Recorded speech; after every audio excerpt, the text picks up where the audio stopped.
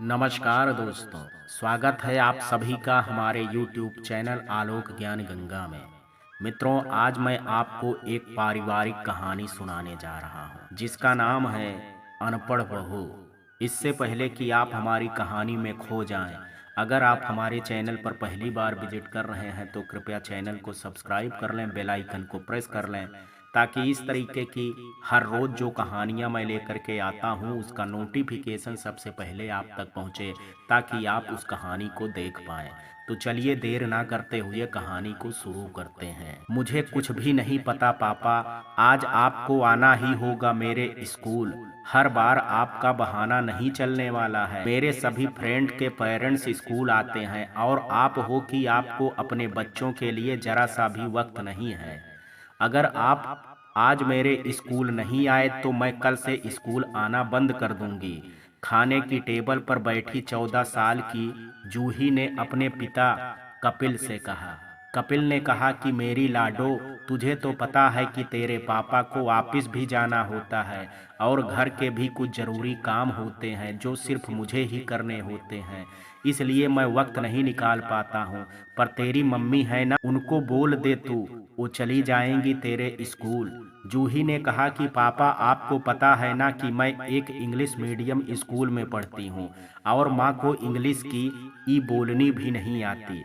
और आपको पता है, आपके ही कहने पर मैं लास्ट टाइम मम्मी को अपने स्कूल लेकर के गई थी। उफ, मम्मी ने जो इंसल्ट करवाई थी मेरी, उसकी भरपाई करने के लिए ही मैं अब आपको ले जाना चाहती हूँ, जिससे मेरे फ्रेंड भी देखें कि मेरे पापा कितने पढ़े लिखे और कैसे फर्राटेदार अंग्रेजी बोलते हैं। इतना बोल करके जूही और कपिल दोनों ही आपस में हंसने लगे। पर किचन से हाथ में दोनों का टिफिन पैक करके ला रही कल्पना ने ये सब सुन लिया और अपने ही बच्चे और पति के मुंह से अपनी इतनी बेइज्जती सुन करके कल्पना की आंखें भर आई। पर उसने तुरंत ही अपने आंसू पोंछे और नकली इस्माइल के साथ दोनों के पास गई और जा करके दोनों को उनका टिफिन दिया। तभी कपिल ने कल्पना से कहा कि सुनो, तुम एक काम करना कि तुम्हारी जो मौसी की लड़की यहाँ दिल्ली में रहती है, क्या नाम है उसका? कल्पना ने कहा। अमृता। कपिल ने कहा कि हाँ अमृता, तुम आज उसे फोन लगा करके कहना कि वो आज जूही के स्कूल चली जाएगी एज ए गार्जियंस बन करके। तभी जूही ने कहा कि ये क्या बात हुई पापा, आप अमृता मासी को क्यों भेज रहे हैं? आप क्यों नहीं आ रहे हैं? तभी कपिल ने कहा कि अरे बेटा, आज मेरी बहुत ज़रूरी मीटिंग है एक क्लाइंट के साथ, इसलिए मेरा आज आना तो बहुत मुश्किल है। पर मैं तुमसे वादा करता हूँ कि आज के बाद जब भी तुम्हारे स्कूल में पेरेंट्स मीटिंग होगी तो मैं अपना सारा काम छोड़ करके आऊँगा। बस इस बार तू मैनेज कर ले प्लीज बेटा। ये बात सुन करके जूही ने कहा ठीक है पापा, पर ये लास्ट टाइम है। हाँ, इसके बाद मैं आपका कोई बहाना नहीं सुनने वाली। कपिल ने भी मुस्कुरा करके कहा कि जी जरूर। इसके बाद जूही अपना टिफिन अपने बैग में रखने के लिए अपने रूम में चली गई। तभी कल्पना ने कहा कि अमृता को क्यों बुलाना है? तभी कपिल ने कहा कि तुमने अभी सुना नहीं, जूही ने बताया ना कि उसके स्कूल में पेरेंट्स मीटिंग है, तो मैं अब काम में व्यस्त, तो किसी को तो जाना ही पड़ेगा ना उसके स्कूल। अब तुम्हें तो इंग्लिश आती नहीं है तो तुम जा करके बेड़ा गर्क ही करोगी, इसलिए मैंने तुम्हारी बहन के लिए कहा है। मैंने देखा है वो बहुत अच्छी इंग्लिश बोलती है। जूही के स्कूल चली जाएगी तो जूही को भी थोड़ा अच्छा लगेगा अपनी फ्रेंड से मिलवाने में। अच्छा चलो, अब मैं ऑफिस के लिए निकल रहा हूँ, मुझे लेट हो रहा है। और हाँ, जूही को टाइम से स्कूल बस तक पहुँचा देना और जब बस चली जाए तभी घर वापस आना। इतना कह करके कपिल अपने ऑफिस के लिए निकल गया और कल्पना वहीं पर चुपचाप अपने पति की बातों को सुनती रही। तभी भागती हुई जूही आई और उसने कहा कि चलो मम्मी, बस आने का समय हो गया है वरना बस निकल जाएगी। कल्पना अपने दुख के बारे में सोच ही रही थी कि जूही की जिम्मेदारियों ने उसे अपने दुख के बारे में सोचने तक का मौका नहीं दिया और वो फिर से एक नए काम में लग गई। जूही को बस में बिठाने के बाद कल्पना जब पैदल आते आते रास्ते में वो सब सोचने लगी जो कुछ भी आज सुबह नाश्ते के वक्त हुआ। उसके मन में तरह तरह के सवाल उठने लगे कि क्या माँ बाप का कम पढ़ा लिखा उनके सम्मान के आड़े आता है? अगर माँ बाप कम पढ़े लिखे हों और वो इंग्लिश बोलना नहीं जानते हों तो बच्चे उनकी इज्जत करना छोड़ देते हैं, या फिर उन्हें अपने माँ बाप पर शर्म महसूस होने लगती है। अरे हमारे समय में तो हमारे माँ बाप का तो स्कूल में दाखिला तक नहीं हुआ था, वो तो हिंदी भी नहीं पढ़े थे, पर फिर भी हम बहुत शान से अपने माँ बाप को सबके सामने ले करके जाते थे और सबसे बहुत खुशी से बताते थे कि ये हमारे माँ पिताजी हैं। पर ना जाने आजकल के बच्चों को क्या हो गया है, जिन्हें अपने माँ बाप से ज़्यादा अपनी इंग्लिश की पड़ी हुई है। अरे जो भाषा अपने देश में ना रह करके दूसरे देश में घुसती चली आ रही है, उसे बोलने में क्या आनंद। हमारी तो मातृभाषा हिंदी ही है, तो फिर हिंदी बोलने पर लोगों को इतनी शर्म क्यों महसूस होती है? क्यों वो अपनी मातृभाषा हिंदी से ज़्यादा विदेशी भाषा इंग्लिश को इतना महत्व देते हैं? क्यों वो अपने देश में होते हुए भी अपने देश के होने में शर्म महसूस करते हैं? अरे विदेशी तो अपनी भाषा बोलने में शर्म महसूस नहीं करते, फिर हमारे देश में ऐसी क्यों समस्या है? क्यों वो शान से विदेश जा करके भी अपने देश की भाषा को नहीं बोलते हैं? क्या अब सिर्फ इंग्लिश का ही बोलबाला है? क्या अब हिंदी का महत्व कम हो गया है? ये इस दुनिया की कैसी विडंबना है प्रभु, कुछ समझ ही नहीं आता। अपने मन में ऐसे ही हजारों सवाल ले करके कल्पना न जाने कब अपने घर पहुंच गई, उसे खबर ही नहीं रही। पर आज जो कुछ भी उसकी बेटी जूही ने और उसके पति कपिल ने उसके लिए कहा, या फिर वो क्या उसके बारे में सोचते हैं, ये सुन करके कल्पना के दिल को बहुत आघात पहुंचा। पर कल्पना के सामने इससे भी बड़ी विडंबना ये थी कि ये बात किससे कहे, क्योंकि जिससे कह सकती थी उन्होंने ही उसको ये दर्द दिया था, इसलिए कल्पना चुपचाप ही अपने दर्द को सह गई। तभी कल्पना को अपने 18 साल के बेटे जतिन की आवाज़ सुनाई दी, जो कॉलेज के लिए बहुत ही जल्दी में था और बार बार अपनी माँ को ब्रेकफास्ट लाने के लिए कह रहा था। कल्पना एक बार फिर अपने दुख दर्द के बारे में सोच नहीं पाई और वो इस बार अपने बेटे की ज़रूरतों को पूरा करने में लग गई। कल्पना जैसे ही अपने बेटे का नाश्ता ले करके उसके कमरे में पहुंची तो उसके बेटे ने भी उससे इंग्लिश में ही कहा, good morning mom, I am too late so I can't now, I am going bye. Kalpana अपने बेटे की बात पर कुछ बोल पाती कि तभी उसके बेटे जतिन ने उससे कहा कि ओह सॉरी मॉम, मैं तो भूल ही गया कि आपको इंग्लिश नहीं आती, इसलिए मैंने जितना भी बोला आपको कुछ समझ में नहीं आया होगा और मेरे पास आपको ट्रांसलेट करके बताने का वक्त नहीं है, इसलिए मैं बस इतना कह सकता हूँ कि मैं कॉलेज जा रहा हूँ। अपने बेटे की बातों को सुन करके कल्पना का दिल एक बार फिर दुखी हो गया और वो वहीं पर खड़े खड़े एक बार फिर अपने मन के सवालों में घिरती चली गई। अपने बेटे जतिन की बातों को सोच करके कल्पना की आंखें नम हुई गई कि कल्पना को पीछे से उसकी सास के चीखने की आवाज सुनाई दी, जिसे सुन करके कल्पना एक बार फिर अपने दर्द पर दुखी नहीं हो पाई और सब कुछ भूल करके अपनी सास के कमरे में गई। कल्पना ने देखा कि उसकी सास अपने बिस्तर से नीचे गिरी हुई थी और बहुत जोर जोर से चीख रही थी। तभी कल्पना ने जा करके अपनी सास को सहारा दिया और बिस्तर पर लिटाया, लेकिन कल्पना की सास को कल्पना की अच्छाई तो दिखने वाली नहीं थी, पर हाँ, कमी निकालने में तो कल्पना की सास नंबर 1 थी। कल्पना की सास ने कहा कि कहाँ थे तुम, देखो तुम्हारी वजह से मैं नीचे गिर गई। अरे ढंग से एक काम भी नहीं होता तुमसे और पूरा घर संभालने की बात करती है आजकल की बहुएं।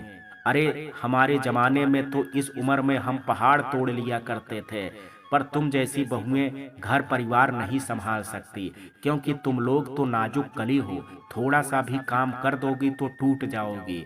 कल्पना को अपनी सास की जली कटी बातें सुनते ही 19 साल हो चुके थे, पर उसकी सास का बर्ताव कल्पना के लिए आज भी वैसा था जैसा कि 19 साल पहले था। अब तो कल्पना ने अपनी सास के तानों को बुरा मानना भी छोड़ दिया था और अपनी सास के गुस्सा में ही उनका प्यार ढूंढ लिया था। इसलिए अब कल्पना को अपनी सास की बातों का ज्यादा बुरा भी नहीं लगता था। उसने अपनी सास को कहा कि अम्मा, आपको कुछ काम था तो आप मुझे बुला लेती, आपको खुद नीचे उतरने की क्या जरूरत थी। कल्पना की सास ने कहा कि अरे, तुझे खुद ध्यान रखना चाहिए मेरा, कि मुझे तुझे अब बताना पड़ेगा।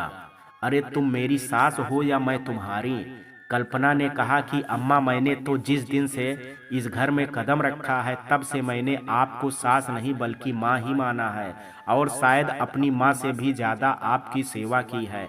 पर लगता है कि आप ही आज तक मुझे अपनी बेटी का दर्जा नहीं दे पाई। कल्पना की बात सुन करके कल्पना की सास ने कहा कि अरे चल, बड़ी बड़ी बातें मत कर। मुझे पता है कि जिस दिन से मेरे पति की मौत हुई है तब से तुम भी मना रही हो कि जल्दी ही मैं भी भगवान को प्यारी हो जाऊं और तुम इस घर में अकेले राज करो। पर मैं बता रही हूँ कि मैंने अपनी जिंदगी में बहुत पुण्य किए हैं, इसलिए मैं इतनी जल्दी नहीं मरने वाली, बल्कि तुम्हें गृहस्थी संभालना सिखा करके जाऊंगी। और एक ही बेटा तो है मेरा, और अब तो उसके पिताजी को भी गुजरे 2 साल हो गए हैं, और उसके आगे पीछे उसका ध्यान रखने वाला कोई नहीं है। और फिर अगर ऐसे में मैं मर भी गई तो मेरा बेटा अकेला पड़ जाएगा। कल्पना ने कहा कि अम्मा, आप ऐसे क्यों बोलती हैं? अरे, मैं क्यों चाहूंगी कि आपको कुछ हो जाए? फिर जीवन और मृत्यु किसी के मनाने से नहीं होती है, वो तो भगवान के हाथों में होती है। तो फिर आप मेरे बारे में ऐसा क्यों सोच रही हैं? कल्पना की सास ने कहा कि वाह, मुझे जवाब देने के लिए तेरा कितना बड़ा मुंह खुलता है। यही मुंह तेरी अंग्रेजी बोलने के लिए क्यों नहीं खुलता जब मेरा बेटा तुझे अंग्रेजी में कुछ पूछता है तो? अरे, मेरे बेटे की छोड़, तो तुम अपने बेटे को भी अंग्रेजी में जवाब नहीं दे पाती, और वो जूही, जिसे तो तुम्हें अपनी सहेलियों से भी मिलवाने में भी शर्म आती है, क्योंकि तुम तो उसकी सहेलियों को भी वो अंग्रेजी का हाय हेलो भी नहीं बोल पाती, और मुझे चली संसार का ज्ञान देने। कल्पना अपनी सास की बातें सुन करके बहुत ही हैरान हो गई कि जिस औरत को खुद इंग्लिश बोलना नहीं आता, वो खुद इंग्लिश को अंग्रेजी कह रही है। वो मुझे इंग्लिश ना बोल पाने का ताना मार रही है। क्या लोगों को दूसरों की कमी अपनी कमी से जल्दी दिखाई देती है? क्या खुद को सही करना इतना जरूरी है कि आप दूसरों को गलत साबित करते चले जाओ?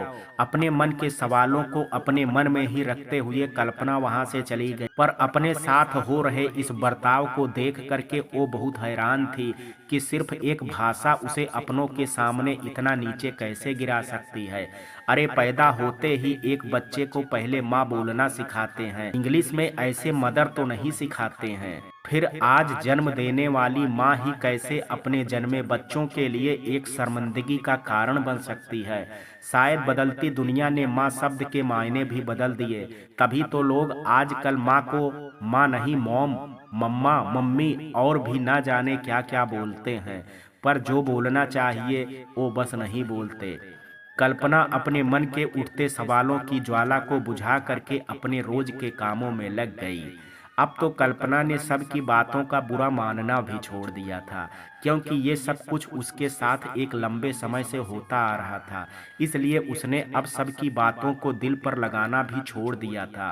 पर अपने ही पति और बच्चों से ऐसा अपमान होता देख करके कल्पना की आंखों में उतने ही आंसू आज भी आते थे जितना कि पहले दिन आए थे। पर कल्पना कुछ कर भी नहीं सकती थी, क्योंकि उसने अपनी इस कमी को अपनी कमजोरी और दूसरों की ताकत बना दिया था, जिससे वो सबकी जली कटी बातें सुन सुन करके चुप रह जाती थी। कल्पना ने अपने पति कपिल के कहे अनुसार अपनी मौसी की लड़की अमृता को फोन कर दिया और उसे अपने घर भी बुला लिया था, और अब उसके घर भी आने का समय हो रहा था। अमृता और कल्पना की आपस में बहुत बनती थी और दोनों एक दूसरे को मानती भी बहुत थी। कल्पना और अमृता की उम्र में ज्यादा तो नहीं, पर 8 साल का फर्क था, पर फिर भी कल्पना अपने दिल की हर बात, जो वो किसी से तो क्या खुद से भी नहीं कह पाती थी, वो सब भी वो अमृता से खुल करके कह देती थी। अमृता ने हमेशा कल्पना की बातों का ना सिर्फ सुनती बल्कि उसे इससे बाहर निकलने का रास्ता भी बताती थी। पर कल्पना तो जैसे अपनी परिस्थिति और हालातों को बदलना ही नहीं चाहती थी। अमृता कल्पना के घर पहुंचते ही उसे जोर जोर से आवाज देने लगी। अमृता को अपने सामने देख करके कल्पना भी बहुत खुश हुई और कुछ पलों के लिए ही वो अपने सारे दर्द और गम भूल गई और भाग करके अमृता के गले लग गई। अमृता ने कहा कि बोलो दी, आज कैसे मुझे याद किया, कुछ खास बनाया है क्या मेरे लिए? अमृता की बात सुन करके कल्पना थोड़ी चुप सी हो गई और उसकी खुशी थोड़ी कम हो गई, जिसे देख करके अमृता समझ गई कुछ तो हुआ है जो दीदी मुझसे छिपा रही हैं। अमृता की बात की गहराई को समझ गई और वो तुरंत ही कल्पना की सास के सामने चुप हो गई और कल्पना का हाथ पकड़ करके उसके साथ अंदर चली गई। कमरे में जा करके अमृता ने तुरंत कल्पना से पूछा कि दीदी क्या बात है, आपके चेहरे पर इतनी सिकन क्यों है, कुछ हुआ है क्या? तभी कल्पना ने अमृता से बात छिपाते हुए कहा कि अरे नहीं अमृता, ऐसा कुछ भी नहीं है, वो बस आज जूही के स्कूल में पेरेंट्स मीटिंग है तो तेरे जीजू चाहते हैं कि तू आज जूही के स्कूल चली जा उसकी पेरेंट्स बन करके। अमृता ने तुरंत कहा कि और जो सच के पेरेंट्स हैं वो क्यों नहीं जा सकते? कल्पना ने कहा कि अरे तेरे जीजू को ऑफिस में एक पल की भी फुर्सत नहीं मिलती है तो वो कहाँ जाएंगे मीटिंग में, इसलिए उन्होंने तुझे कहा है। अमृता ने कहा कि पेरेंट्स का मतलब सिर्फ पिता नहीं होता है दीदी, माँ भी होता है और माँ का भी अपने बच्चे के पेरेंट्स मीटिंग में उतना ही हक होता है जितना कि उसके पिता का। तो मैं आपकी बात कर रही हूँ कि आप क्यों नहीं जा सकती हैं जूही के स्कूल, जबकि आप उसकी माँ हैं और मैं मासी, फिर आपके होते हुए मुझे जाने की क्या जरूरत है? अमृता की बात सुन करके कल्पना की आंखें भर आई, पर वो अपने घर की बात बता करके अमृता की नजरों में अपने पति और बच्चों के सामने गिरना नहीं चाहती थी। इसलिए उसने बात बनाते हुए कहा कि अरे मैं गई थी ना पिछली बार जूही के स्कूल, तो मैंने जा करके बहुत बड़ी गड़बड़ कर दी थी जिसकी वजह से आज तक जूही को सुनना पड़ता है। अमृता समझ रही थी कि कल्पना अपनी हर बात जरूर हंसते हंसते कह रही है, पर उसके मन में बहुत गहरी चोट लगी है, इसलिए अमृता कल्पना से उसकी हर बात पर सवाल कर रही थी। धीरे धीरे अब कल्पना को अमृता को भी जवाब देना मुश्किल हो रहा था, पर फिर भी कल्पना पूरी कोशिश कर रही थी कि वो अपने आप को अमृता के सामने कमजोर न पड़ने दे। इसलिए उसने अमृता के हर सवाल का जवाब देते हुए कहा कि अरे जब मैं जूही के स्कूल गई थी तब उसके स्कूल में सब पटर पटर इंग्लिश बोल रहे थे, उनकी सारी बात तो मेरे सिर के ऊपर से निकल रही थी और तू तो जानती है कि मुझे इंग्लिश बोलना कहाँ आता है।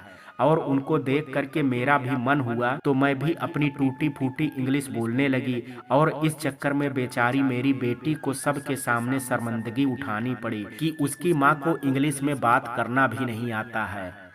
कल्पना अपनी बात हंसते हंसते तो कह रही थी, पर उसकी आंखों के कोरों से आंसू की लड़ी लगातार बह रही थी।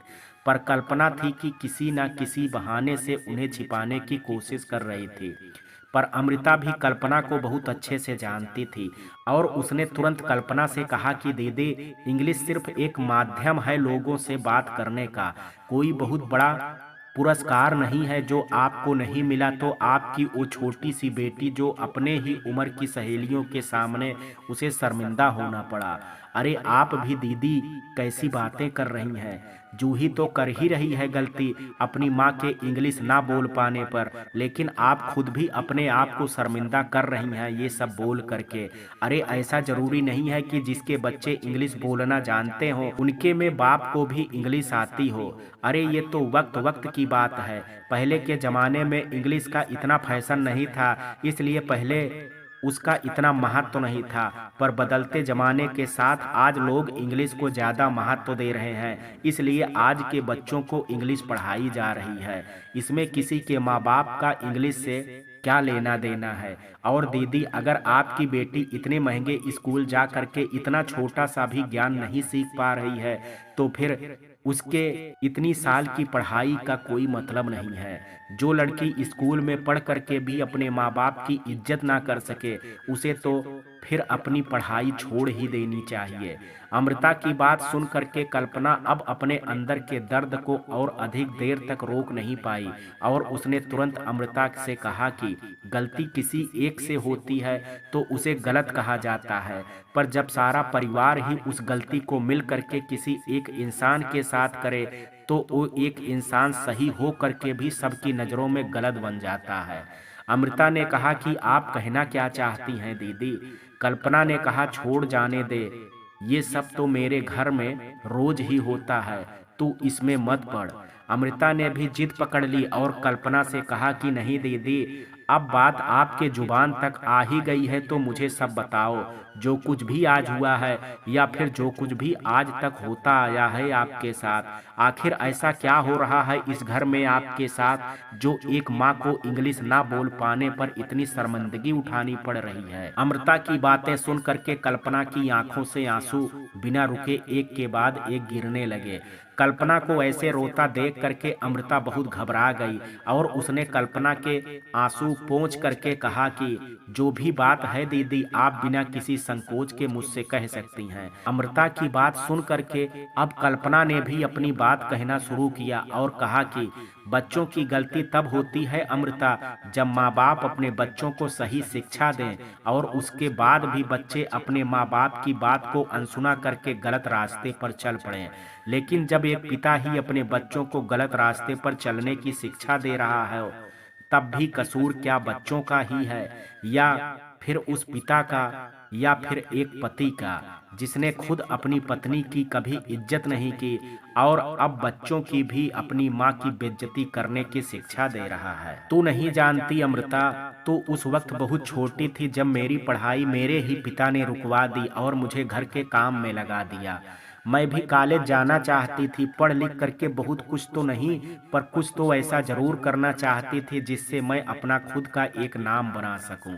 पर मेरे पिताजी ने यह कह करके मुझे आगे पढ़ने नहीं दिया कि ससुराल में उसी बहू की इज्जत होती है जो पढ़ाई करना नहीं बल्कि घर का काम करना जानती है, क्योंकि कोई भी लड़की कितना ही क्यों ना पढ़ ले पर उसे एक ना एक दिन अपने ससुराल का चूल्हा चौका ही करना होता है। अपने ही पिता के मुंह से ये सब सुन करके मेरा दिल तो बहुत दुखा, पर मेरी माँ हमेशा ही मुझे अपनी बातों से झूठी तसल्ली दे देती। ना चाहते हुए भी मैं खुद को पढ़ाई करने से रोक नहीं पाई और मैं अपने पिताजी से छिप छिप करके इधर उधर से किताब ढूंढ करके पढ़ाई करती रही। पर एक दिन अचानक ही पढ़ते पढ़ते मुझे नींद आ गई और पिताजी ने मेरे हाथ में किताब देख ली। अमृता ने घबरा करके तुरंत ही पूछा कि उसके बाद क्या हुआ दीदी? उन्होंने कहा कि उसके बाद 6 महीने के अंदर मेरे पिताजी ने मेरी शादी कपिल से कर दी।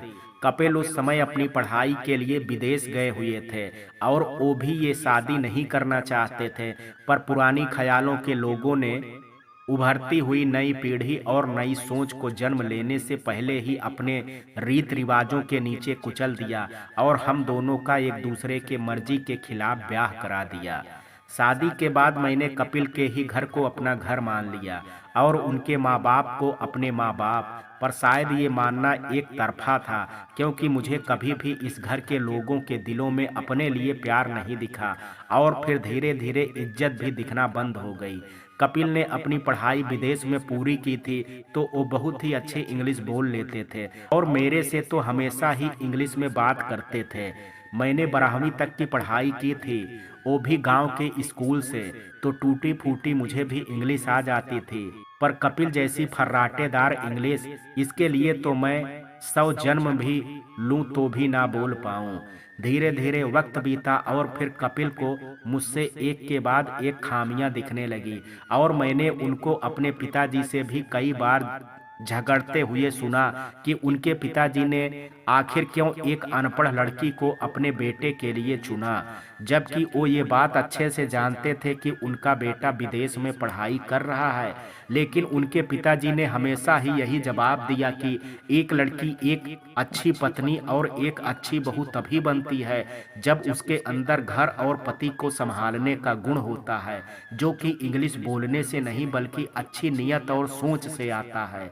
जो कि कल्पना में उन्हें दिखा और इसलिए उन्होंने अपने बेटे की शादी उसकी मर्जी के खिलाफ मुझसे कर दी। लेकिन कपिल कभी भी अपने पिताजी के जवाब से संतुष्ट नहीं हुआ और वो कभी अपने पिता से तो कभी मुझसे इसी बात को लेकर के झगड़ते रहते। शादी और एक बच्चे के बाद भी जब कपिल का बर्ताव मेरे लिए नहीं बदला तो कपिल की मां ने कपिल से दूसरी और अपनी पसंद की लड़की से शादी करने की बात कहने लगी, जिसे सुन करके मेरे ससुर ने हर वक्त मेरा साथ दिया और मेरी सास से ये साफ साफ शब्दों में कह दिया कि जब तक वो जिंदा है तब तक कपिल की दूसरी शादी नहीं हो सकती, और अगर फिर भी कपिल ने दूसरी शादी का ख्याल भी अपने मन में लाया तो कपिल के पिताजी अपना सारा जायदाद मेरे नाम कर देंगे और कपिल को अपनी संपत्ति से फूटी कौड़ी भी नहीं देंगे। और इसके साथ ही उन्होंने मेरी सास से भी कहा कि अब अगर उन्होंने कपिल की दूसरी शादी की बात भी की तो मेरे ससुर मेरी सास को ही तलाक दे करके इस उम्र में दूसरी शादी कर लेंगे। तब पति की दूसरी शादी का दुख क्या होता है ये मेरी सास को पता चल जाएगा। मेरे ससुर का मेरे साथ ऐसे खड़ा रहना देख करके मेरे पति और मेरी सास ने चुप्पी बांध ली, लेकिन मन में जहर उनके आज भी उतना ही है जितना पहले था। मेरे ससुर ने मेरा हर वक्त साथ दिया और मेरी ढाल बन करके खड़े रहे। वो मुझे हमेशा ही बोलते थे कि इंसान को अपनी कमी को खुल करके अपनाना चाहिए, लेकिन उसे अपनी कमजोरी और दूसरों की ताकत कभी भी नहीं बनने देना चाहिए, वरना ये लोग आपकी कमजोरी को जम करके फायदा उठाते हैं। कुछ दिनों में मैंने जूही को जन्म दिया और धीरे धीरे मेरे दोनों बच्चे बड़े होने लगे और मेरे पति ने मेरे दोनों बच्चों के अंदर भी अपना अंग्रेजी का कीड़ा डाल दिया और उनको भी अपने जैसा बना लिया। और जब भी तीनों मेरे सामने इंग्लिश में बात करते हैं तो मेरे पति हमारे ही बच्चों के सामने मेरा जम करके मजाक उड़ाते हैं कि मुझे तो इंग्लिश समझ ही नहीं आती है। और बढ़ते वक्त के साथ मेरे बच्चों ने मेरे पति के साथ मिल करके मेरा मजाक बनाना शुरू कर दिया। और अब जब मेरे ससुर भी मेरा साथ छोड़ करके चले गए तो मेरी सास, जिन्हें खुद अंग्रेजी का इंग्लिश तक बोलना नहीं आता है, वो मुझे इंग्लिश ना बोल पाने का ताना देती हैं और इसलिए मेरे बच्चे भी अपने बड़ों को मेरे साथ ऐसा करते देख करके वो भी उसी राह पर निकल पड़े हैं।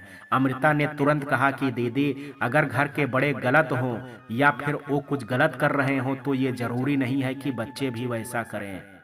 अरे तुम कोई घर की काम वाली नहीं हो जो वो तुम्हारे साथ ऐसा बर्ताव करें। अरे तुम उनकी माँ हो, तुमने उन्हें जन्म दिया है, तुमसे वो पैदा हुए हैं, तुम उनसे नहीं। अरे माँ और प्यार और इज्जत देने के लिए बच्चों को किसी से सीख लेने की ज़रूरत नहीं होती, बल्कि अगर उनके पिता उनकी माँ के साथ उनके सामने गलत कर रहे हैं तो ये बच्चों का फर्ज होता है कि वो अपनी माँ के लिए आवाज़ उठाएं, ना कि खुद अपने पिता के साथ मिल करके अपनी माँ को और नीचा दिखाएं। कल्पना ने बड़े ही भारी मन से कहा कि अब ये सब तो मैं नहीं जानती अमृता, और वैसे भी जूही की पेरेंट्स मीटिंग का वक्त हो रहा है, तू कुछ खा ले और सीधा जूही के स्कूल चली जा, वरना एक और ताना सबका सुनना पड़ेगा कि मैंने तुझे वक्त से वहां नहीं भेजा। अमृता का अब अपनी बहन कल्पना की बातों को सुनकर के बहुत गुस्सा आ रहा था और उसने तुरंत ही कल्पना से कहा कि दीदी, मैं कोई बच्ची नहीं हूँ जिसे आप गोद में उठा करके स्कूल ले करके जाएंगी। अरे मैं खुद अपने पैरों से जा सकती हूँ, तो फिर मेरे लेट होने पर सब आपको क्यों ताना देंगे। जोर से दोनों का कान खींचो और धर के दो दो थप्पड़ मारो, दोनों की अकल ठिकाने आ जाएगी। और जो भी इनके पिता ने इनके अंदर अंग्रेजी का कीड़ा डाला है वो देखना कैसे 1 मिनट में भागता है। अमृता की बात सुन करके कल्पना ने कहा कि मैंने भी तो यही सोचा था और कोशिश भी की थी, अपने माँ होने के फर्ज के साथ साथ माँ होने के हक को भी निभाने की, पर जैसे ही मैंने अपने दोनों बच्चों को जोर से डांटा कि तभी मेरे पति कपिल ने आकर के मुझे बहुत जोर से मेरे ही बच्चों के सामने डांट दिया और साफ साफ कह दिया कि अगर मैंने अपने बच्चों को डांटा तो मैं अपना सामान बांध करके इस घर से जा सकती हूँ। अमृता ने कहा, तो वापस चले जाना था ना दीदी आपको, क्यों नहीं गई आप? क्यों अपने आत्मसम्मान का गला घोंट करके यहाँ जिल्लतों भरी जिंदगी जीती रही? कल्पना ने कहा कि ये सब कहने में बहुत आसान और अच्छा लगता है कि जहां आपके आत्मसम्मान की इज्जत ना हो वहां कभी जाना नहीं चाहिए। जो आपकी इज्जत ना करे उसके साथ कभी रहना नहीं चाहिए। अपनी खुशी स्वयं ढूंढनी चाहिए। पर ये सब अमृता कहने और सुनने में ही अच्छा लगता है। पर जब उस जगह जहां आपके आत्मसम्मान का अपमान हो रहा है, वो कोई और नहीं बल्कि आपका अपना ही घर है, अपनी ही छत है, अपने ही लोग हों, उनसे भला कोई इंसान कब तक दूर भाग सकता है। अमृता ने कहा कि कैसा अपना घर दीदी, इस घर में तुम रह तो सकती हो पर उस घर में अपनी मर्जी चला नहीं सकती हो। वो घर तुम्हारा अपना घर कैसे हो सकता है? और अगर वो घर तुम्हारा है तो तुम्हें अपने ही घर में बेइज्जत कौन कर सकता है? और कौन अपने पति जिसने आपसे शादी करके आपको अपनी पत्नी होने का दर्जा तो दे दिया पर आज तक वो आपको दिल से अपनी पत्नी नहीं मान पाया। और बच्चे, अरे ऐसे बच्चे किस काम के जो अपनी माँ के आत्मसम्मान की रक्षा करने की जगह खुद उसके दर्द और दुख का कारण बन करके बैठे हों। ऐसे घर, पति और बच्चों को तो छोड़ देना ही चाहिए आपको दीदी।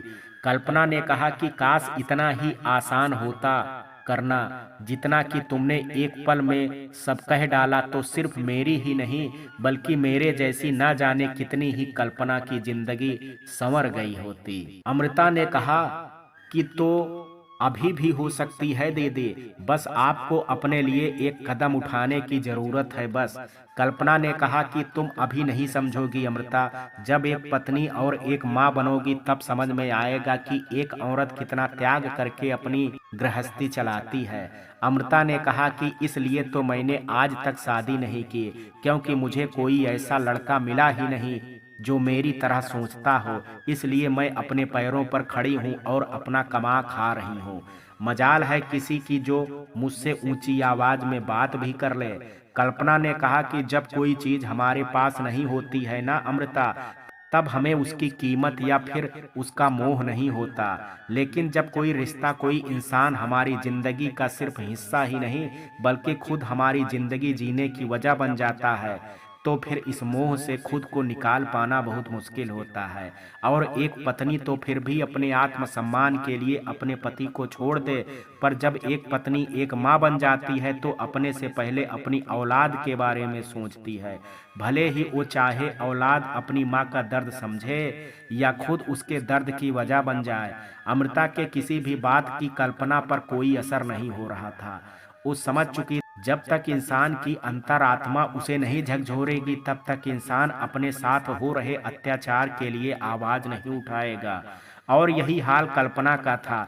उसने अपने आप को अपने पति, घर परिवार और बच्चों के पीछे ऐसे छिपा लिया था कि आज उसे खुद ही अपने लिए जीना जरूरी नहीं लग रहा था। वो तो इसी में खुश थी कि वो अभी भी इस घर की बहू है, कपिल की पत्नी है, साथ ही जूही और जतिन की माँ है। बाकी उसे और भी कुछ नहीं चाहिए था। अमृता भी मन मार करके जूही के स्कूल चली गई और उसकी पेरेंट्स मीटिंग को अटेंड किया। लेकिन अमृता के मन में अभी भी कहीं ना कहीं जूही के लिए गुस्सा था और वो ये सोच करके ही गई थी उसके स्कूल कि जिस माँ ने उसे जन्म दिया है और जिसे वो अपने साथ अपने स्कूल ले जाने में शर्मिंदगी महसूस कर रही है, उसे तो वो आज सबक जरूर सिखाएगी। पेरेंट्स मीटिंग खत्म हो चुकी थी और टीचर सभी बच्चों के पेरेंट्स से मिल करके बच्चों की पढ़ाई से रिलेटेड कुछ बातें भी कर रहे थे। थोड़ी ही देर में जूही का भी नंबर आया। जूही अपने साथ अमृता को लेकर के अपने टीचर्स के पास गई। टीचर्स ने जूही की पढ़ाई को लेकर के अमृता से उसकी तारीफ भी की और कहा कि आप इसका बहुत अच्छे से ध्यान रखती हैं, क्योंकि ये पढ़ाई के साथ साथ फिजिकल भी स्ट्रांग है, जिससे ये कभी भी अपनी क्लास मिस नहीं करती और खेल कूद में भी बराबर का पार्टिसिपेट करती है। अब जूही का स्कूल था तो इंग्लिश मीडियम, इसलिए टीचर्स भी इंग्लिश में ही बात कर रहे थे। पर अमृता के दिमाग में कल्पना की कुछ बातें अभी भी घूम रही थी कि जब हम भारत देश के निवासी हैं और हिंदी हमारी मातृभाषा है तो फिर हम सब उसे बोलने के लिए इतना संकोच क्यों करते हैं। क्यों खुल करके अपनी ही भाषा में बात करने वाले को अनपढ़ मान लिया जाता है? हमारी भाषा हमारी पहचान है, ना कि कोई हमारे चरित्र का सर्टिफिकेट है जो हर कोई किसी की भाषा सुन करके उसे जज करने लगता है कि वो होशियार है या फिर अनपढ़ है। जब टीचर्स ने अपनी बात अमृता से कह दी, तब अमृता ने टीचर से कहा कि मैं आपसे कुछ कहना चाहती हूँ, अगर आपकी परमिशन हो तो। टीचर ने कहा कि हाँ जरूर, आपको जो भी कहना है खुल करके कहिए। अमृता ने कहा कि आपके स्कूल में हिंदी विषय तो होगा ही ना? टीचर ने कहा हाँ जी है। अमृता ने कहा कि हिंदी को तो हिंदी में पढ़ाते होंगे ना आप लोग, कि उसे भी इंग्लिश में पढ़ाते हैं? अमृता की बात सुन करके सारे ही टीचर्स बहुत हैरान हो गए और एक दूसरे की तरफ देखने लगे कि ये कैसा सवाल है। तभी अमृता ने कहा कि अरे आप सब इतने हैरान मत होइए, मैं आपको डिटेल में बताती हूँ कि मैं ऐसा आखिर पूछ क्यों रही हूँ। अमृता की बातें सुन करके जूही भी बहुत हैरान हो गई कि आखिर अमृता करने क्या वाली, और वो क्या बिना मतलब के उसकी मम्मी की नकल कर रही हैं हिंदी को लेकर के। जूही ने अमृता को इशारे से मना करने की कोशिश की, वो ये सब तमाशा ना करें, पर अमृता ने भी अब ठान लिया था कि वो जूही को सबक सिखा करके ही रहेंगी। अमृता से जूही के टीचर ने पूछा कि आप जो भी कहना चाहती हैं थोड़ा साफ साफ कहिए। अमृता ने कहा कि सबसे पहले तो मैं आप सबको ये बता दूं कि मैं इसकी मां नहीं बल्कि मासी हूं, और इसकी खुद की मां होने के बाद भी इस लड़की ने मुझे अपनी मासी को दिल्ली से यहाँ अपने स्कूल अपनी पेरेंट्स मीटिंग को अटेंड करने के लिए बुलाया है। अब आप सबको भी बड़ा अजीब लग रहा होगा ना कि आखिर आपकी सबसे होनहार लड़की ने ऐसा क्यों किया। तो इसकी वजह यह है कि आपकी ये होनहार लड़की अपनी माँ को, जिसने इसे जन्म दिया है और इस काबिल बनाया है कि ये अपने आने वाले कल को सुंदर और सुखद बना सके, जैसा कि अभी आप लोग कह रहे थे कि जूही फिजिकल बहुत स्ट्रांग है और ये पढ़ाई के साथ साथ खेल कूद में भी बहुत आगे है, तो इसकी माँ जो मैं नहीं हूँ बल्कि जो कि घर पर हैं, उन्होंने इसका बहुत ध्यान रखा, जिसकी वजह से आज ये इस काबिल हो गई है। तो इस लड़की ने अपनी माँ को ये कह करके यहाँ आने नहीं दिया कि अगर इसकी माँ यहाँ आ गई तो इसे अपनी सारी फ्रेंड्स और टीचर के सामने शर्मिंदगी उठानी पड़ेगी। और ऐसा इसलिए क्योंकि इसकी माँ को इंग्लिश नहीं आती, और जैसा कि ये hi fi English medium school है और यहाँ पर जैसा कि सभी टीचर्स और बच्चे इंग्लिश में ही बात करते हैं, तो अगर ऐसे में इस लड़की की माँ ने हिंदी में बात कर ली तो इसकी तो नाक ही कट जाएगी सबके सामने। इस वजह से इसने अपनी माँ को घर पर छोड़ करके मुझे दिल्ली से यहाँ बुलवाया है, जिससे मैं यहाँ आप लोगों से इंग्लिश में बात कर सकूं, ना कि हिंदी में। और ऐसा करके इस लड़की की, अरे नहीं नहीं, स्कूल की सबसे होनहार लड़की की नाक कटने से बच जाएगी। अमृता के इतना कहते ही सारे टीचर्स बड़े ही आश्चर्य से जूही की तरफ देखने लगे। अब जूही को और भी ज्यादा गुस्सा और शर्म महसूस हो रही थी। तभी एक टीचर ने कहा कि जूही ये सब क्या है, और मुझे तो यकीन ही नहीं हो रहा है जो कुछ भी मैं तुम्हारे बारे में तुम्हारी ही फैमिली मेंबर के मुंह से सुन रहा हूँ। अरे तुम तो एक होशियार लड़की हो, फिर इतनी घटिया सोच, वो भी अपनी माँ को लेकर के।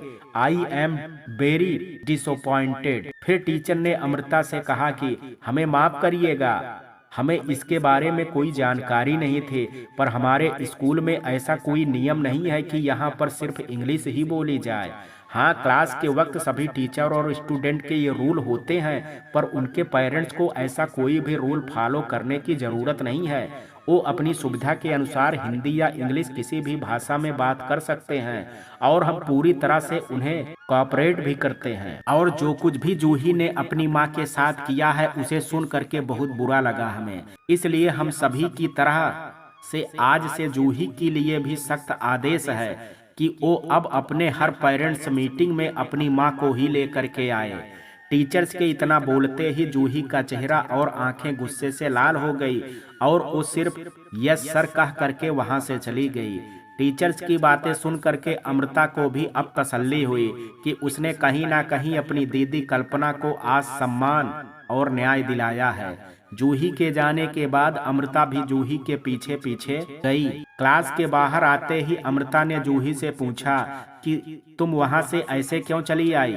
तभी जूही ने गुस्से से चिल्लाते हुए अमृता से कहा, मुझे पता है आपको ये पट्टी मम्मी ने ही पढ़ाई है ना, उन्होंने ही आपके कान भरे हैं ना, ये हिंदी का प्रवचन उन्हीं से सीख करके आई है ना आप, बोलिए। अमृता को अब जूही की बात पर बहुत गुस्सा आ रहा था कि टीचर्स की बात सुन करके भी जूही की आंखों से इंग्लिश का भूत नहीं उतरा, उल्टा वो अपनी माँ को ही इन सब का दोषी मान रही है।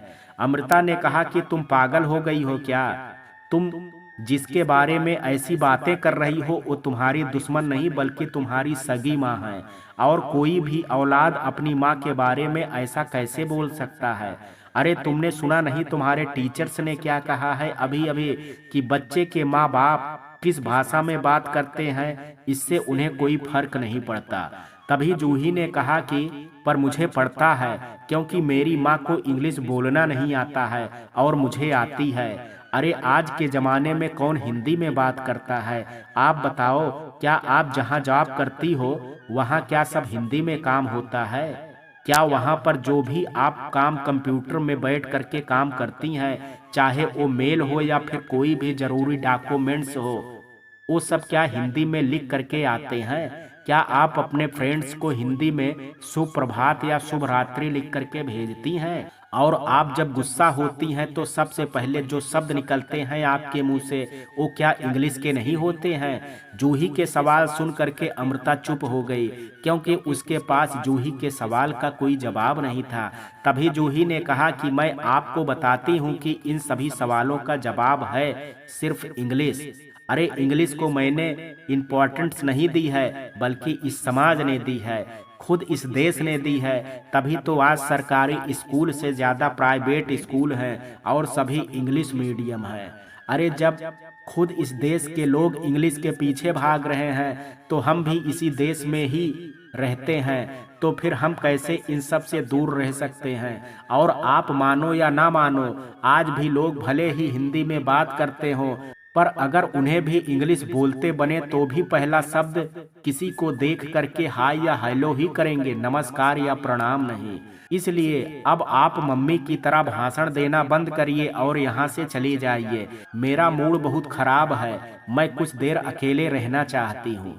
जूही की बात सुन करके अमृता को भी लगा कि शायद जूही ठीक ही कह रही है। हमने ही आज इंग्लिश को इतना महत्व दे दिया है कि वो हमारी सिर्फ जुबान में ही नहीं बल्कि हमारी कमाई का साधन बन चुकी है। जो कुछ भी स्कूल में हुआ उसके बाद अमृता कल्पना के घर नहीं जाना चाहती थी, इसलिए वो सीधा वहां से दिल्ली चली गई और कल्पना को फोन पर ही सारी बात बता दी, जिसे सुन करके कल्पना बहुत घबरा गई कि ये बात जब उसके पति कपिल को पता चलेगी तब ना जाने कौन सा तूफान आएगा इस घर में। स्कूल से आने के बाद जूही अपना मुंह फुला करके अपने कमरे में ही बैठी थी। रात के डिनर का वक्त हो चला था और कपिल डाइनिंग टेबल पर बैठ करके सबके साथ खाने का इंतजार कर रहा था। बहुत देर होने के बाद जब जूही खाने के लिए अपने कमरे से नहीं आई तब कपिल ने कल्पना से जूही के बारे में पूछा और कल्पना के हाथ पैर डर के मारे कांपने लगे। कल्पना ने बहुत ही धीमे आवाज में कहा कि वो अपने कमरे में है। कपिल ने तुरंत ही बहुत अकड़ के कहा कि तुमने उसे खाने के लिए नहीं बुलाया। कल्पना जैसे ही कुछ कहती कि बीच में उसकी सास बोल पड़ी कि अरे वो तो इससे बात भी नहीं कर रही है और स्कूल से ही मुंह बिगाड़ करके आई है और तब से अभी तक अपने कमरे में ही बैठी है। मुझे तो लगता है कि स्कूल में ही कुछ हुआ है। कपिल ने कहा कि मैं अभी जा करके उससे बात करता हूँ। कपिल जैसे ही जूही के कमरे में गया तो जूही ने स्कूल की हर बात को मिर्च मसाला लगा करके बताया और सारा इल्जाम अपनी माँ के ऊपर डाल दिया। बस फिर कपिल ने जैसे ही कल्पना का नाम सुना उसका पारा चढ़ गया और वो जूही को अपने साथ ले करके बाहर डाइनिंग टेबल पर आया और उसने जोर से कल्पना से पूछा कि तुमने ऐसा क्यों किया मेरी बेटी के साथ? अरे तुम माँ हो उसकी या फिर दुश्मन हो? कोई माँ भला अपनी बेटी के साथ ऐसे कैसे कर सकता है। कपिल की बात सुन करके कल्पना तो बहुत ही ज्यादा घबरा गई थी, पर कल्पना की सास और बेटा जतिन दोनों ही कपिल के गुस्से को देख करके हैरान हो गए कि आखिर बात क्या हुई है। तभी कल्पना की सास ने अपने बेटे से कहा कि अरे हमें भी तो बता कि आखिर तेरी बीबी ने किया क्या है। तब कपिल ने कहा कि अरे माँ, मुझे तो लगा था कि ये अपनी बहन को इसलिए बुला रही है कि इसकी बेटी की नाक उसके स्कूल में बनी रहे, पर नहीं, इसने अपनी बहन को न जाने क्या क्या पट्टी पढ़ा दी और उसने जा करके जूही के स्कूल में पता नहीं क्या उल्टा सीधा बोल दिया, जिससे इसके टीचर्स ने जूही को बहुत कुछ सुनाया। अरे पता नहीं ये कैसी माँ है जो अपने ही बच्चों को बुरा करने में लगी रहती है। कल्पना ने तभी डरते डरते सच कहने की कोशिश की। तभी कल्पना की सास ने उसे डांटते हुए चुप करा दिया और तुरंत ही कहा, अरे मैंने तो तेरे पिता को कितना समझाया था कि इस अनपढ़ से मेरे पढ़े लिखे बेटे की शादी मत करो, पर नहीं, तेरे पिता ने मेरी एक नहीं सुनी और देख, इस अनपढ़ को ला करके हम दोनों के सिर पर पटक दिया। अरे जब इसकी बहन आई तभी ये उदास सा चेहरा ले करके बैठी हुई थी और उसके आते ही उसे अपने साथ अपने कमरे में ले गई और न जाने कौन कौन सी पट्टी पढ़ा दी। मैंने तो इसके कमरे के बाहर कान लगा करके सुनने की भी बहुत कोशिश की, पर दोनों इतने धीरे बात कर रही थी तो मुझे कुछ सुनाई ही नहीं दिया। तभी जतिन अपनी दादी का मजाक उड़ाते हुए कहा कि अरे नहीं दादी, मम्मी और मासी तो ठीक से ही बात कर रही थी, वो आपके कान में थोड़ा ऊंचा सुनाई देता है ना, इसलिए आपको सुनाई नहीं दिया होगा। जतिन की बात सुन करके दादी ने उसे डांटते हुए कहा कि तू चुप कर, जब बड़े बात कर रहे हो तो बीच में ऐसे नहीं टोकते हैं। कपिल ने कहा कि आखिर क्यों भड़काया तुमने अपनी बहन अमृता को अपनी ही बेटी को लेकर के। अरे तुम्हें भी पता है कि वो तुम्हें ले जाने में शर्मिंदगी महसूस करती है, तो अब तुम अपनी ही बेटी से बदला भी लोगी। अपने पति के मुंह से ऐसी बातें अपनी ही बच्चों के सामने सुन करके अब कल्पना से चुप नहीं रहा गया और उसने कहा कि आप ये सब क्या बोल रहे हैं मेरे बारे में, और मैं माँ हूँ उनकी, मैं उनके बारे में ऐसा करना तो दूर ऐसा सोच भी नहीं सकती। और कोई माँ भला कभी अपने बच्चों से बदला लेती है। अरे जिस माँ ने 9 महीने अपनी संतान को अपने कोख में रखा हो, अपार दर्द सह करके उसे जन्म दिया हो, वो माँ भला अपने बच्चों के साथ बदले की भावना कैसे रख सकती है।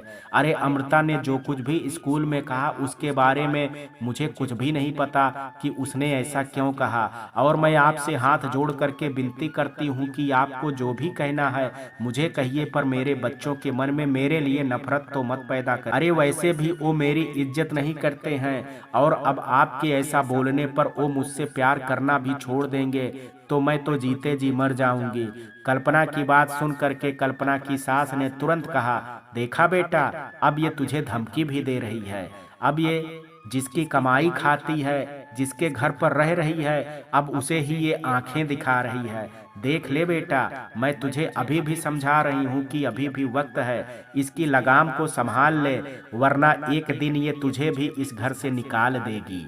अपनी सास के मुंह से ये सब सुन करके कल्पना ने तुरंत ही कहा कि अम्मा, आप ये कैसी बातें कर रही हैं, ये हम पति पत्नी के बीच की बात है, आप बात को घुमाइए मत। कल्पना का अपनी माँ से ऐसे बात करता देख करके कपिल ने तुरंत कल्पना को बहुत जोर से डांटा और कहा कि तुम अपनी मर्यादा में रहो, और खबरदार, तुमने जो मेरी माँ से ऐसे दोबारा कभी भी बात की तो, अरे मेरी माँ से तो क्या, मेरे बच्चों से भी तुमने अगर ऊंची आवाज में बात की तो वो दिन तुम्हारा इस घर में आखिरी दिन होगा। उसी दिन तुम अपना सामान बांधना और यहाँ से चुपचाप चली जाना।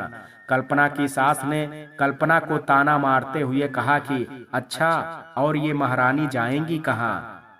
एक बार जब लड़ाई करके अपने पिता के घर गई थी तो इसके पिता ने इसके मुंह पर दरवाजा बंद कर दिया था, ये कह करके कि अपने मायके अगर तुम अपने माँ बाप से मिलने आई हो तो तुम्हारा स्वागत है, पर अगर तुमने अपने पति का घर छोड़ करके अपने माँ बाप के घर बसने आई हो तो तुम मर जाना, पर लौट करके मत आना। तो फिर ये किस मुंह से दोबारा अपने पिता के घर जाएगी।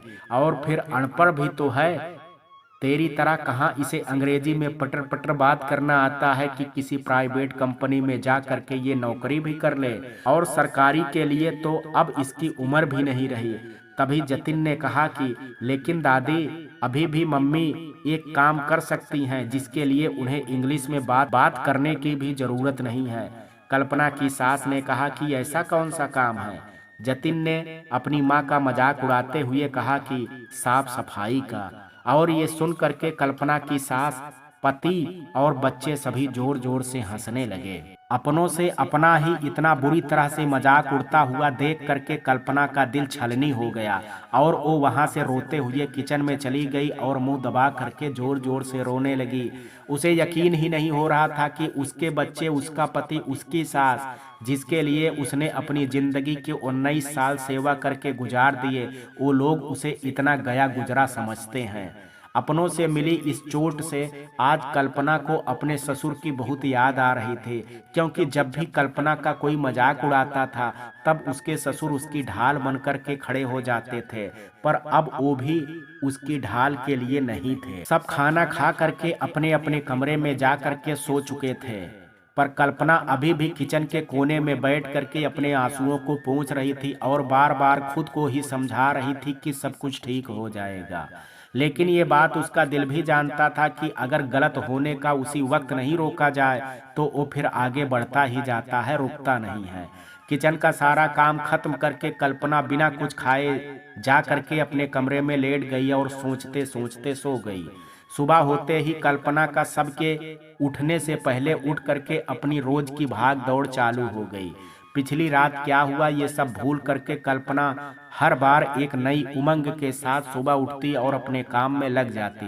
कुछ देर में सब डाइनिंग टेबल पर आए और सबने खाना खाया और अपने अपने काम पर निकल गए। किसी को ऑफिस जाना था तो किसी को कॉलेज, तो किसी को स्कूल और किसी को मंदिर, पर किसी ने भी कल्पना की सूजी हुई आंखों की तरफ तक देखा तक नहीं, जो रात भर रोने की वजह से हुई थी। कल्पना भी अपना सारा काम खत्म करके अपनी खिड़की के पास खड़ी हुई थी और बस यही सोच रही थी कि आखिर उसकी जिंदगी में इतना सब कुछ क्यों हो रहा है। फिर अचानक ही कल्पना के दिमाग में आया कि वो कोशिश करे तो शायद वो इंग्लिश बोलना सीख सकती है, और फिर ऐसा सोच करके वो भाग करके अपनी बेटे जतिन के कमरे में गई, जहां पर उसकी बुक रखी हुई थी जो कि पूरी की पूरी इंग्लिश में थी। कल्पना ने पढ़ने की बहुत कोशिश की, पर जतिन की पढ़ाई कॉलेज लेवल की थी और कल्पना ने 12वीं तक की पढ़ाई की थी, वो भी हिंदी मीडियम से और सरकारी स्कूल से, वो भी पुराने के दौर की। इसलिए आजकल की एडवांस इंग्लिश कल्पना की समझ के बाहर थी। उसने सोचा कि वो अपने छोटी बेटी की जूही की कुछ बुक पढ़ सकती है, क्योंकि वो अभी इतनी हाई फाई इंग्लिश नहीं पढ़ती होगी। ये सोच करके कल्पना भाग करके अब अपनी बेटी जूही के कमरे में गई और उसकी बुक खोल करके इंग्लिश पढ़ने की कोशिश करने लगी। थोड़ा बहुत तो कल्पना ने पढ़ा, पर अभी भी कुछ इंग्लिश के वर्ड्स ऐसे थे जिन्हें बोलते ही कल्पना से नहीं बन रहा था। तभी कल्पना की नज़र सामने रखी हिंदी की बुक पर गई और उसने इंग्लिश की बुक को छोड़ करके झट से ही हिंदी की बुक उठाई और उसे खोल करके पढ़ने लगी। हिंदी तो कल्पना ऐसे पढ़ रही थी जैसे कि उससे तेज तो हिंदी कोई पढ़ ही नहीं सकता, एकदम सही सही उच्चारण के साथ। हिंदी पढ़ते पढ़ते अचानक ही कल्पना की आंखें नम हो गई और वो एकदम से शांत हो गई और सोचने लगी कि कितनी अजीब बात है, हमारे जमाने में तो कोई अगर हिंदी का सही उच्चारण भी पढ़ लेता था तो उसे बहुत ही होशियार बच्चा समझा जाता था, और अब के जमाने में अगर किसी से ढंग से इंग्लिश बोलने ना बने तो उसे सीधा अनपढ़ ही घोषित कर दिया जाता है। पर भगवान की कृपा से अभी भी खैर है, हिंदी को हिंदी में ही पढ़ते हैं। कल्पना अपना बचपन याद ही कर रही थी कि उसकी सास ने उसे आवाज लगाई और चाय देने के लिए कहा, और एक बार फिर कल्पना अपने दर्द पर खुल करके रो नहीं पाई और भाग करके दूसरों की सेवा में लग गई। शाम हो चली थी। कल्पना फिर से रात के खाने के लिए किचन में घुस गई थी। जतिन अपने दोस्तों के बर्थडे पार्टी में गया हुआ था और जूही अपने मनपसंद का कार्टून देख रही थी। कपिल सोफे में बैठ करके शांति से समाचार सुन रहा था और कल्पना की सास कुर्सी में बैठ करके राम नाम का जाप कर रही थी। अचानक ही कपिल का फोन बजा। जो कमरे के दूसरी तरफ चार्ज पर लगा हुआ था। उसे लेने के लिए जल्दी ही कपिल उठ करके जाने लगा। तभी कल्पना भी किचन से हाथ में गरम सब्जी का भगोना ले करके निकली और इसी जल्दबाजी में दोनों ने एक दूसरे को देखा नहीं और आपस में भिड़ गए, जिससे कल्पना के हाथ से गरम सब्जी का भगोना कपिल के ऊपर गिर गया और कपिल के ऊपर गरम गरम सब्जी गिर गई। ये देख करके कल्पना बुरी तरह डर गई और कपिल उतना ही ज्यादा नाराज। उसने कल्पना से गुस्से में कहा कि अंधी हो क्या, देख करके नहीं चल सकती? और इतनी स्पीड में कहाँ भागी जा रही थी? आराम से नहीं चल सकती? ये डाइनिंग टेबल कहीं भाग करके चला जाता? ब्लडी फूल कहीं की। ये शब्द सुनते ही जूही ने कहा कि पापा मम्मी को कुछ भी इंग्लिश में बोलने से पहले सोच तो लिया करिए कि उन्हें इसका मतलब पता भी है या नहीं। तभी कल्पना ने कहा कि हाँ, मुझे इतनी इंग्लिश तो आती है और मुझे इसका मतलब भी पता है। कपिल ने हंसते हुए कहा, अच्छा बताओ जरा। कल्पना ने कहा कि ब्लडी फूल का मतलब होता है गंदा फूल। कल्पना का जवाब सुन करके कपिल और जूही एक साथ जोर से ठहाके लगा करके हंसने लगे। उनको हंसता हुआ देख करके कल्पना की सास भी हंसने लगी। हालांकि ब्लडी फूल का मतलब कल्पना की सास को भी नहीं पता था, क्योंकि उन्हें भी इंग्लिश कहाँ आते थे।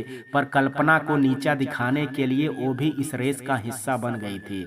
कपिल ने हंसते हुए कहा कि गंदा फूल कैसे हुआ इसका मतलब? कल्पना इतना तो जान गई थी कि शायद उसने गलत मतलब बता दिया है, पर अपनी बात तो वो भी सबके सामने रखना चाहती थी। इसलिए उसने कहा कि मैंने पढ़ा था ब्लाडी मतलब गंदा और फूल मतलब फूल। ये सुन करके तो कपिल और जूही और जोर जोर से हंसने लगे। तब कपिल ने कहा कि इसका जो मतलब निकाला है तुमने, वो एक मूर्ख ही निकाल सकता है, और जो कि तुम हो। और जैसा कि मैंने इंग्लिश में तुम्हें कहा है ब्लडी फूल।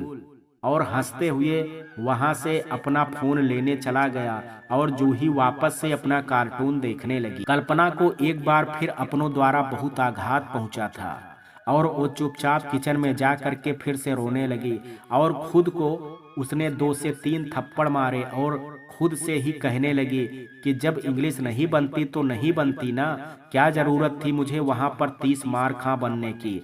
एक बार फिर सबके सामने मैंने खुद का मजाक बना लिया, इसलिए फिर सब मेरा मजाक बनाते हैं।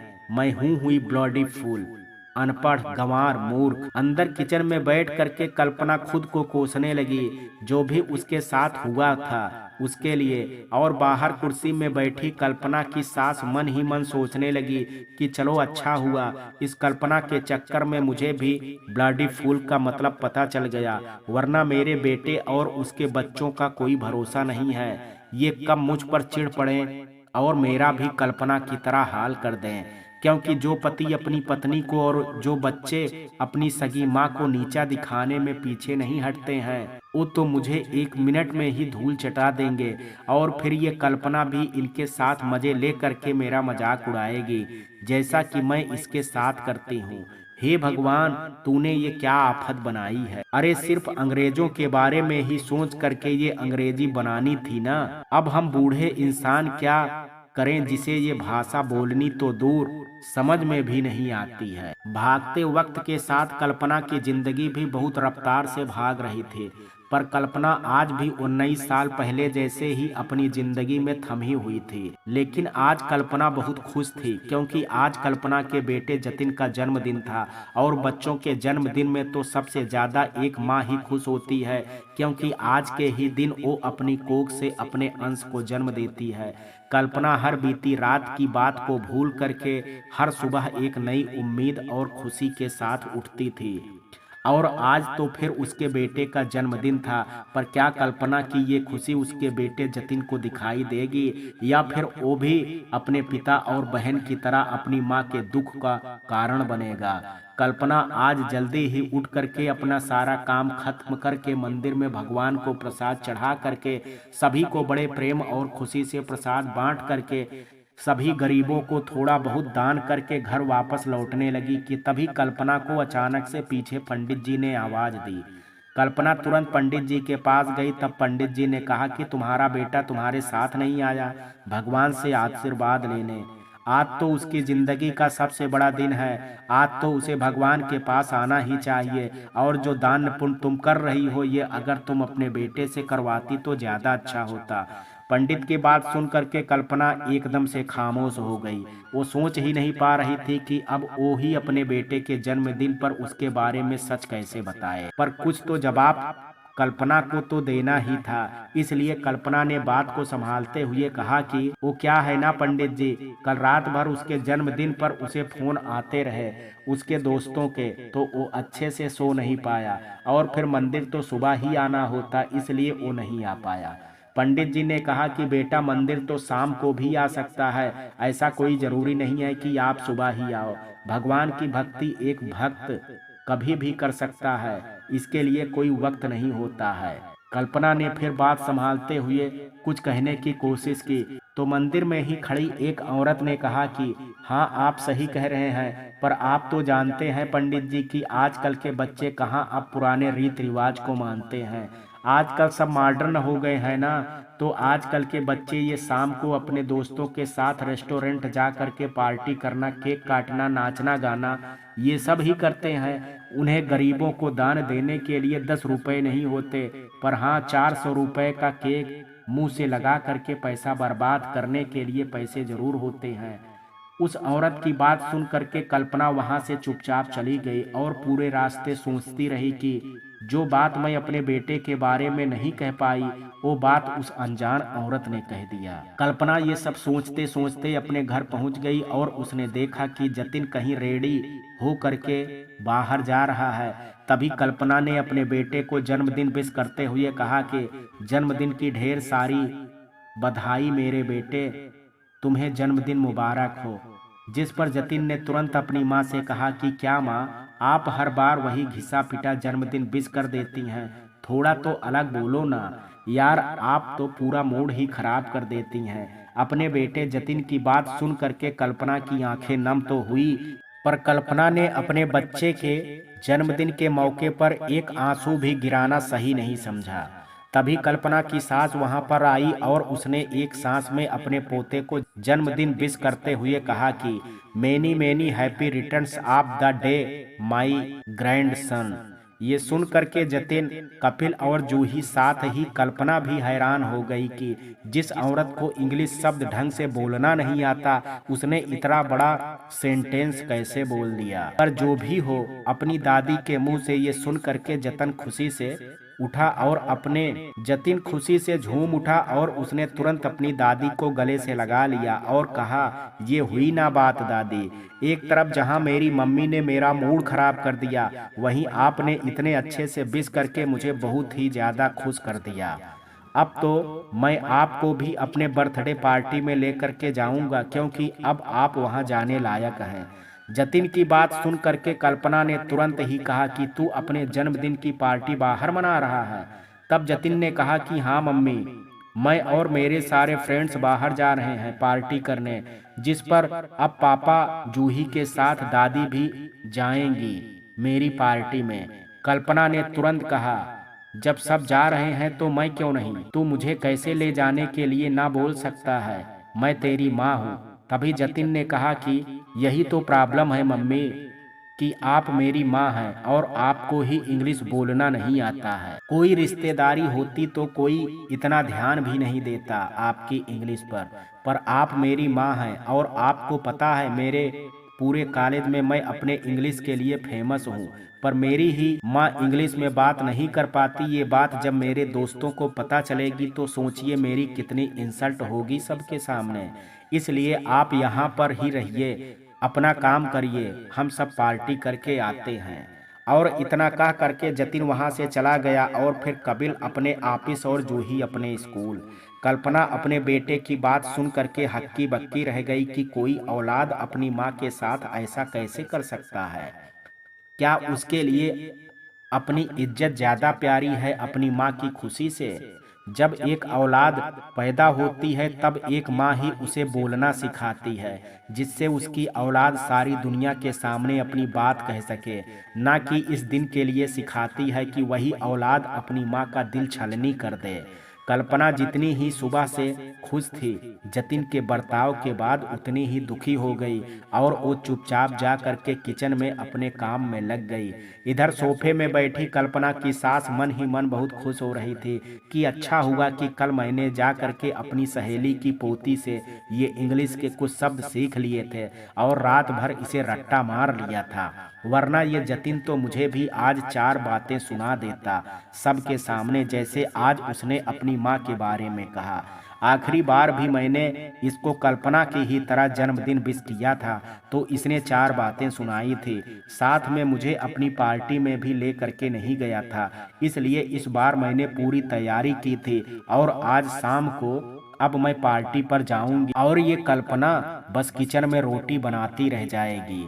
दिन ढल गया और शाम होने लगी थी। कपिल आज ऑफिस से जल्दी आ गया था क्योंकि आज जतिन के जन्मदिन की पार्टी में उसे जाना था और जूही भी अपने पापा के साथ अपने भाई की पार्टी में जाने के लिए तैयार हो चुकी थे। इधर कल्पना की सास भी ढंग से तैयार हो गई थी और सब साथ में मिल करके घर से निकल रहे थे और कल्पना सबको जाता हुआ देख रही थी। मित्रों, कहानी के इस भाग में आज इतना ही। शेष कहानी कल देखेंगे। कहानी का ये भाग आपको कैसा लगा, आप अपनी राय मुझे कमेंट बॉक्स में ज़रूर दीजिएगा। वीडियो पसंद आया हो तो वीडियो को लाइक शेयर, अगर चैनल पर पहली बार विजिट कर रहे हैं तो कृपया चैनल को सब्सक्राइब करना ना भूलें। कल मिलते हैं कहानी के शेष भाग के साथ, तब तक के लिए जय हिंद, जय भारत।